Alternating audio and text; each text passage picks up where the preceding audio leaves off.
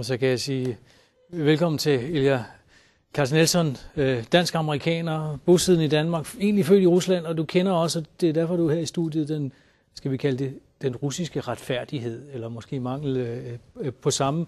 Og jeg kan lige sige til seerne, at det her interview altså kommer til at foregå på engelsk. På den her sag er det lettere for Ilya Katsnelson at fortælle om på engelsk. Just before we enter into what you've actually experienced, you're a businessman. Just give me your reactions to what we see, the two Pussy Riot women coming out today, Khodorkovsky coming out yesterday, coming to Germany yesterday, a lot of others, as they say in the story, coming out. What's your thought? Well, first of all, I'm very pleased for Mikhail Borisovich Khodorkovsky and for the two Pussy Riot members that they're free. I'm happy for them, for their families, for their parents. But one must remember that the original amnesty was supposed to cover a much greater number of people. And as Khodorkovsky said, I still have hostages left back in Russia, in Russian prisons.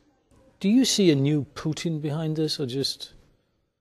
I see more of the same Putin, who tries to manipulate the public opinion in the West, but he is so far gone that he believes that these small actions will garner him the support from the West, which will allow Western leaders to come to the Olympics. That is his greatest concern. The Winter Olympics in Sochi in what is it, a month and a half or something like that. Right. Now, we see Mikhail Khodorkovsky here.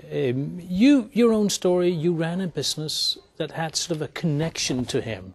You don't necessarily know him personally, but had a connection.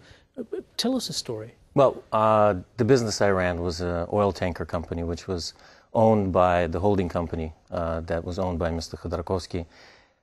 We transported the majority of the oil and fuel products that were coming out of Russia on the Russian river system. As soon as the attack started on Yukos, Khodorkovsky's company, our company became a target as well. And as a result... In what way?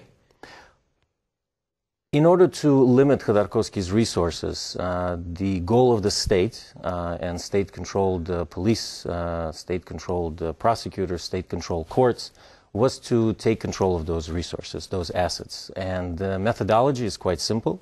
You come up with very large tax claims that have no basis in fact and no basis in law, but they're there nonetheless.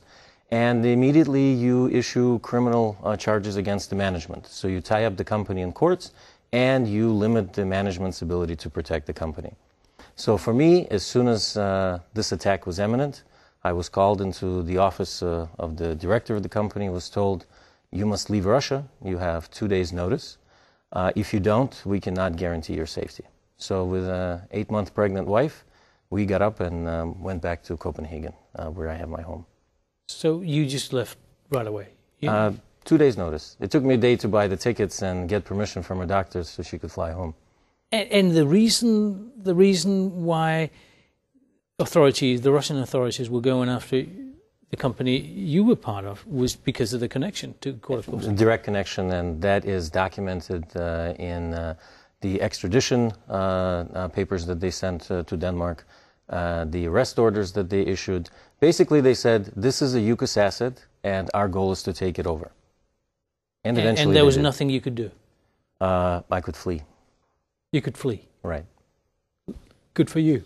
Yes, my wife thinks as well. But now, then you come to Denmark, and as I understand it, you actually you continue the business for a while. That's correct. One of the ways that they try to take over a business is, of course, freeze its bank accounts. But because I was able to control the financial operations while living in Denmark, for a couple of years we were still able to operate. But again, you can't do this indefinitely.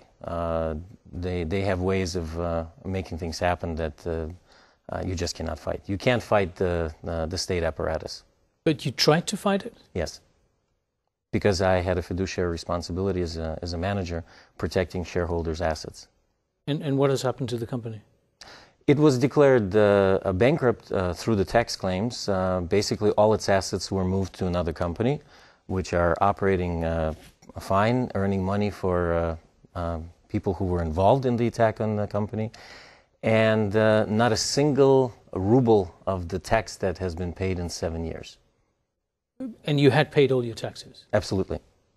Did it surprise you it happened? You know Russia. What surprised me is that, yes, I would say it did surprise me, because one believed at a certain point that things were changing. The reason I went back to Russia in 2000 is because I believed there was a breath of fresh air. Khodorkovsky started... You left with your family in the mid-70s or something like that, Correct. Right? As a refugee, we left in 1976 for the United States. I came back because I believed there was a wind of change. Khodorkovsky started a transparency movement. He actually declared all of the assets, all of the corporate holdings of UKAS. And in fact, that made it much easier for the state to attack it, because they knew exactly where everything was. But he also stuck his neck out, in a way, politically. Mr. Khodorkovsky believed in the fact that the constitution of Russia was sacrosanct. And the rights that were afforded to people, whether they're business people, whether they're citizens of low or high rank, were sacrosanct. And all he did was exercise his right to express his views. He started the civil society. He started funding the internet distribution in Russia. He wanted people to feel free. And he paid for it. And he paid for 10 years behind bars. That's a very steep price to pay. He's out now. Some people say that this actually shows the strength of Vladimir Putin. He's not afraid anymore. He feels that he can control what's going on. What's your take on this? I think anybody who thinks that they can control Mr. Khodorkovsky are deluding themselves. I think being in jail, Khodorkovsky was a very big thorn in Mr. Putin's side. And Putin, putting himself into that corner, decided to take the thorn out. Only time will tell how it'll play out. You're fairly optimistic. There's no other alternative. One has to be optimistic. You could also think, when you look at what's going on, that Putin has won. Only time will tell. Nobody could have predicted that Gaddafi would end up dying in a ditch in a road. Nobody predicted that Bashar Assad would be in the throngs of a civil war. I certainly do not want violence in Russia to be the cause for the overturning of that regime. But I know that there is pressure, and will happen. Now, what we're seeing on the pictures here is one of the Pussy Riot women, and I can't see which one, coming back to Moscow. Do you see them playing a role? Obviously, they're courageous. They have not given in. I'm very proud of them. I am very happy that there are people like that who are willing to sacrifice their comforts and their freedoms for the sake of their fellow citizens. I believe that's Tolokonnikov. I can see her face. I think you're right. It's hard to see it behind the cameras there. Right. It's very courageous. And the fact that she started out as a performer and she ended up as a prisoner of conscience, according to Amnesty International and according to me, and she became a human rights representative. That's quite an achievement in such a short time. Now, even though you live in Denmark now and you have not been extradited to Russia, if I understand it correctly, it still makes your life difficult, or what? Well, difficult is an understatement, because the Russians have learned, or the Putin regime, using their KGB experience, have learned how to manipulate the systems that we have in place in the West. The Interpol system exists to capture fugitives.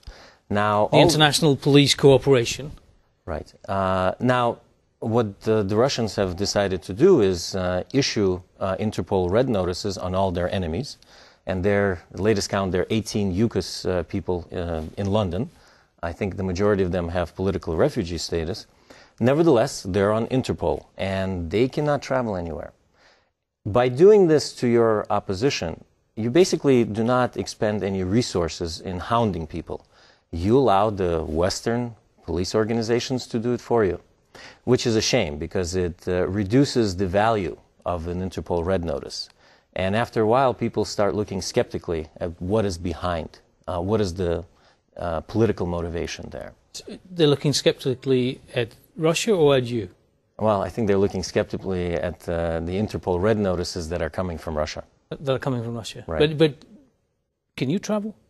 At this stage, I have the ability to travel to a very limited number of countries where I have been, where I have received assurances from their internal ministries of interior that I would be safe. And are you engaged in somehow fighting Putin? I believe that the only thing that evil needs to triumph is for good people to keep their mouth shut. I certainly have no intention of keeping my mouth shut. And I guess you can say you've just shown it. Right. Thank you very much. Thank you.